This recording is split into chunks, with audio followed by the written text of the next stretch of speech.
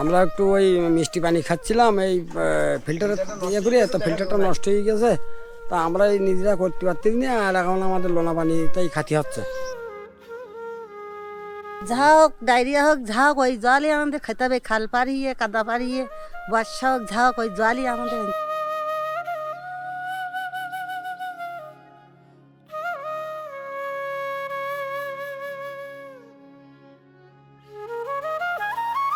ঘাম ঝরে দরদর গ্রীষ্মের দুপুরে, খালবিল চৌচির জল নেই পুকুরে। কবিতার মতোই কাঠফাটা রৌদ্রের তৃষ্ণা মেটানোর জন্য সামান্য পানি নেই এই অঞ্চলের পুকুরগুলোতে। পানির অভাবে সেচ কাজও বন্ধ, অনাবাদ হয়ে আছে ফসলি জমি। বর্ষার পানি কৃষির একমাত্র ভরসা, পেট পড়ে তাই গবাদি পশুও ঘাস পায় না। এমনই দুর্ভোগের বাসিন্দা এই সাতক্ষীরাবাসী, যাদের একমাত্র ভরসা বাড়ির আঙিনার পুকুর কিংবা খাল। কিন্তু তাতেও মিলে নোনা পানির বিদীর্ণ স্বাদ। পানের অযোগ্য এই অঞ্চলের পানির স্বাদ লবণাক্ত। তাহলে কেমন আছে এই অঞ্চলের হাজারো পরিবার? বিশাল এই জনগোষ্ঠীর পানির অভাব তাহলে কিভাবে মিটছে? কিভাবে চলছে ফসলি কাজ? কেমন তাদের নিত্য জীবন? সবটা জানতেই আমরা হাজির বঙ্গোপসাগরের সীমান্তে লবণের দেশ সাতক্ষীরায়।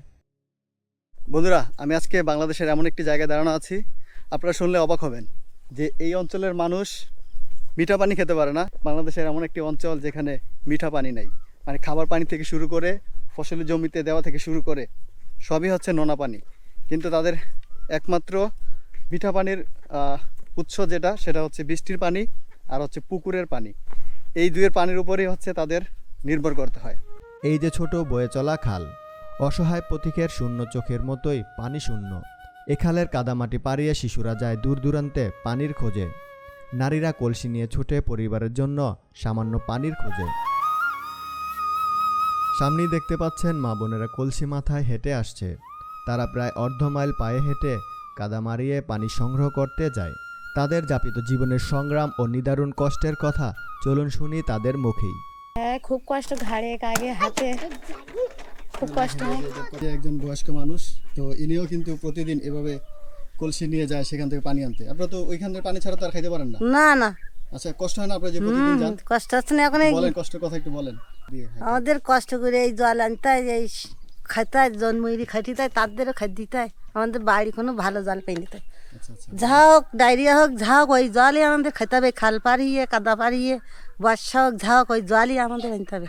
ওইখান থেকে হ্যাঁ, না আমরা জল কোথায় পাবো? তাই বন্ধুরা দেখেন, পানি, এই পানির জন্য মানুষ কত কষ্ট করে। জীবনের অপর নাম হচ্ছে পানি, আর এই পানির জন্য মানুষ কতটা কষ্ট করতে পারে, তো এই সাতক্ষীরায় এসে আপনাদেরকে দেখালাম। এবং আমি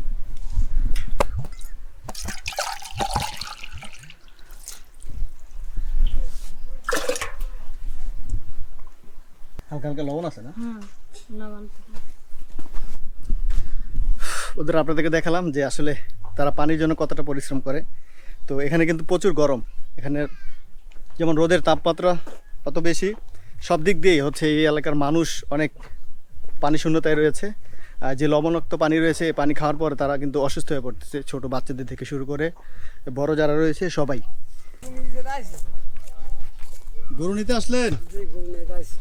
এই রোদের মধ্যে সারাদিন গরু ঘাস খায়? সারাদিন গরু ঘাস খায়। ঘাস কি পাওয়া যায়? ঘাস পায়? ঘাস খুব কম এবছর, খুব কম ঘাস। আপনার গরুর পেট ভরে না, বাড়ি কুটো দিতে হয়। আচ্ছা আচ্ছা আচ্ছা, এর কারণ কি? বৃষ্টি নাই? বৃষ্টি নেই, তারপরে এই পাওয়ার টিলারের চাষ এসে আমাদের এই এখন আর ঘাস হয় না। এক একজন 2 বার 3 বার করে ঘাস বাঁচবে ধানের ভিতরে। আচ্ছা আচ্ছা, এই জন্যই আর ওই পাওয়ার টিলারের চাষ তো ঘাস সব কুচে দিয়ে যায়, এগুলি আর ঘাস কম হয়। আচ্ছা আচ্ছা। আর একটা কথা তো বর্ষা হলে একটু হতো, কিন্তু সে বর্ষা তো নেই, ওই একবার একটু হয়ে গেল এই। ওদের দেখেন এই সাতক্ষীরা অঞ্চলের সাধারণ মানুষ কতটা কষ্টে তারা জীবনযাপন করতেছে। আমাদের খুব কষ্টের জীবন আমাদের এই। পানির অপর নাম জীবন। জীবন, মানুষ যদি পানি না খেতে পারে তাহলে সেই মানুষ কিন্তু বেশি দিন বেঁচে থাকতে পারে না। আর এখানকার মানুষ প্রতিনিয়ত নোনা পানি খেয়ে যাচ্ছে। হ্যাঁ, এই পুকুরের পানি ফিল্টার করে তারা সেই পানি খাচ্ছে, কিন্তু 100% সেই পানি কিন্তু ফিল্টার করতে পারতেছে না। না, আর যে কারণে ছোট ছোট বাচ্চাদেরকে শুরু করে হ্যাঁ অসুখ বিসুখ ছড়াচ্ছে না, অনেক মানুষ অসুখ বিসুখের শিকার হচ্ছে। হ্যাঁ, আমাদের ওই যে গাজি ট্যাঙ্ক, বর্ষার পানিটা যদি ধরে রাখতে পারতাম, বড় গাজি ট্যাঙ্ক, ওই আমাদের হলে খুব অনেক সুবিধা হতো। বর্ষা সিজনে পানিটা ধরে রাখলাম। ধরেন আমি একটা ছোটো ফ্যামিলি, আমার হয়তো সারা বছর সে পানিটা খাতে পারলাম। আচ্ছা আচ্ছা।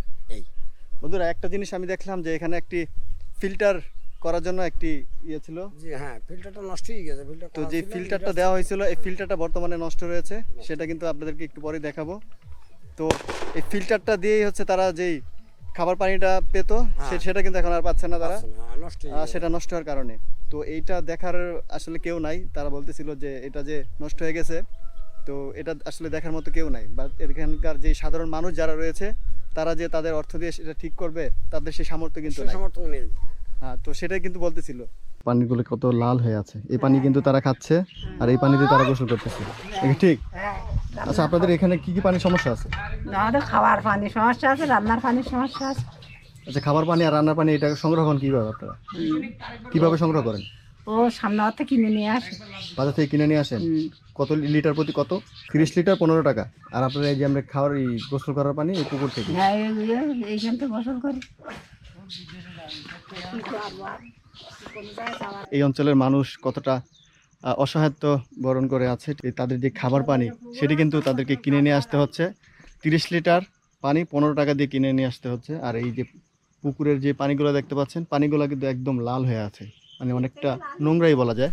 তো এরা আমার পিছনে যে ফিল্টারটি দেখতে পাচ্ছেন, তো এটি থেকেই হচ্ছে তারা এই পুকুরের যে পানিগুলো এগুলো ফিল্টার করে তারা খেয়ে থাকে এবং দৈনন্দিন কাজে ব্যবহার করে থাকে।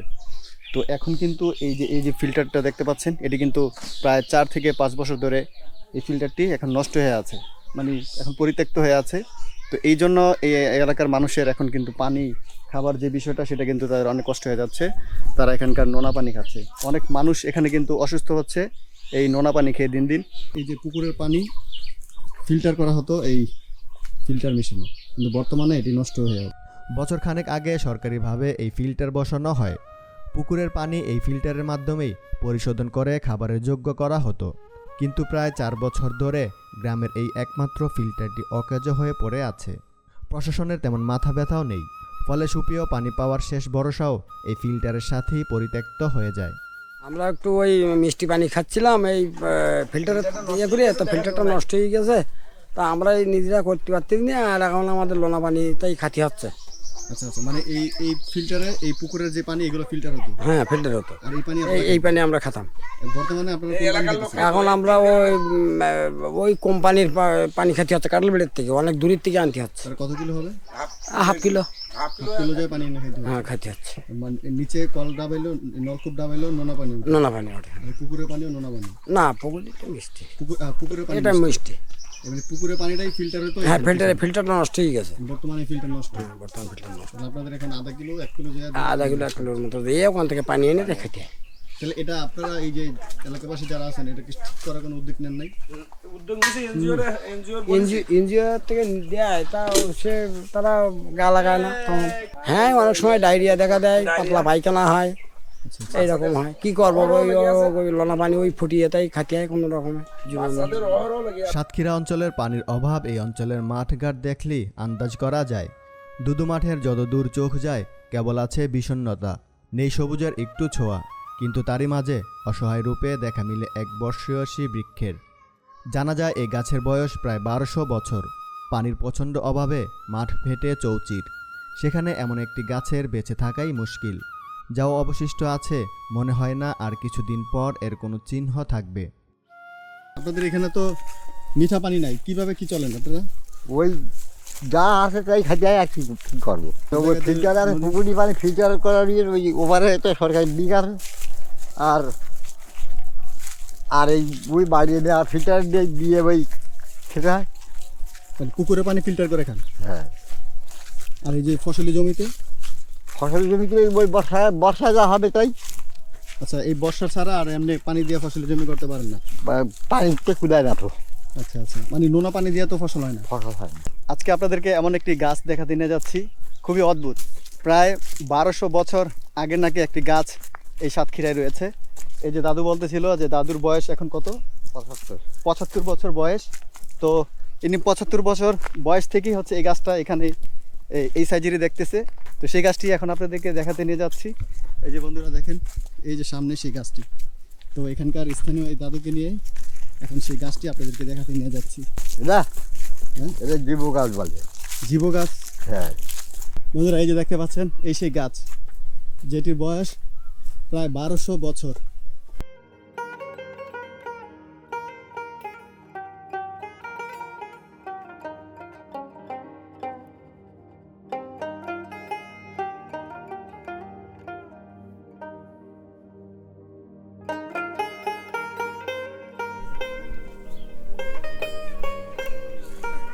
দেখেন এই বিস্তীর্ণ ফসলি মাঠ কিন্তু পড়ে আছে। এগুলো যদি চাষাবাদ করা হতো তাহলে প্রচুর ফসল কিন্তু উৎপাদন হতো এখান থেকে, কিন্তু পানির স্বল্পতার কারণে এখানে কিন্তু কোনো ফসলের চাষ হচ্ছে না। তো আপনারা দেখতেই পাচ্ছেন যে পানি না, একদম মরু গাছের। আচ্ছা, এটা কি বলতেছেন বলো? এটা খেজুর পাতা দিয়ে সেটা গুনতেছি। আচ্ছা, এটা কি পাটি? পাটি। এগুলো হচ্ছে খেজুরের পাতা। খেজুরি পাতা। কতদিন লাগে একটা বানাইতে? তো একদিনের মধ্যে হয়ে যায়। একদিনে একটা? হ্যাঁ। পুরো পাটি? না, পুরো পাটি অন্তত 5-6 দিন লাগে যায়। আচ্ছা, আপনারা কি সবাই এরকম বানাবে? আমরা সবাই এরকম বানাই। মানে নিজেরা নিজের পাটি হ্যাঁ, আমরা বিছানা টিছানা কিনতে কিনা লাগে না, লাগে না। এই পাশটা ভালো, এই শীতল পাটির মতন দেখায়। এটা আপনি শিখছেন কার কাছ থেকে? আমি নিজে শিখিস। আচ্ছা, নিজে নিজে? হ্যাঁ।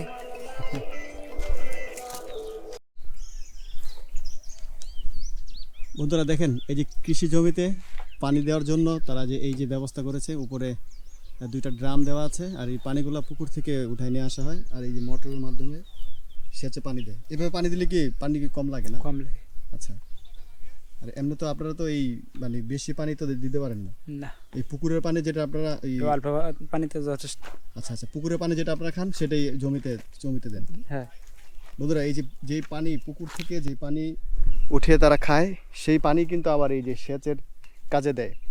আর এই পদ্ধতিতে দেওয়ার কারণ হচ্ছে যে আপনার এই যে জমিতে যে পানি যখন দেওয়া হয় তখন কিন্তু পানি খুব কম পানি লাগে, বা অল্প পানি দিয়ে পুরো খেতে হচ্ছে আপনারা পানি দিতে পারে। তো এই জন্য তাদের এই যে দেওয়া দেখতেছেন যে মোটর দিয়ে। সাতক্ষীরা অঞ্চল যেন শিল্পীর তুলিতে আঁকা ছবির মতো। গায়ের ছোট ছোট ঘর, উঠানে ছোট শিশুদের কোলাহল, আর ছোট ছোট টলটলে পুকুর মুহূর্তে মনে করিয়ে দেয় শৈশবের কবিতা আমাদের গ্রামের কথা। আমাদের ছোট গ্রামে ছোট ছোট ঘর, থাকি সেতা মিলেমিশে নাহি কারো পর। এই অঞ্চলটি উপসাগরের কোলে হলেও গ্রীষ্মের খরাতাপে এই অঞ্চলে খরা চলে। তপ্ত দুপুরে যখন পানির জন্য পুরো দেশ হাহাকার করে, তখন এই অঞ্চলের মানুষ সামান্য পানির আশায় স্বপ্ন বুনে। বাধ্য হয়ে নোনা পানির পুকুরেই ঝাঁপ দিয়ে নিজেদের তৃষ্ণা মেটায়। অনেকটা দুধের স্বাদ গোলে মেটানোর মতো অবস্থা। কেউ বলে লবণের দেশ, কেউ বলে সুন্দরবনের নগরী। বাংলাদেশের সর্বদক্ষিণ পশ্চিমের উপকূলীয় এই অঞ্চলটি সাতক্ষীরা। সাতক্ষীরার বাসিন্দাদের এমন সংগ্রামী জীবনের সাক্ষী হলাম এই অঞ্চলে এসে। এখানে না আসলে হয়তো জানাই হতো না সীমান্তের বাসিন্দাদের কষ্ট সীমাহীন। নিতান্তই দুঃখের একটা সময়ের জলাভূমি নামক অঞ্চল আজ জলের অভাবেই দুঃখছে। কেবল প্রশাসনের সুনজরই পারে এই অঞ্চলের দুর্দশার কালো মেঘ কাটিয়ে আসার আলো সঞ্চার করতে। বন্ধুরা, আজকের যাত্রা ইতি টানছি এখানেই। দেখা হবে নতুন কোনো গ্রাম ও গ্রামের গল্প নিয়ে। সেই পর্যন্ত সাথেই থাকুন।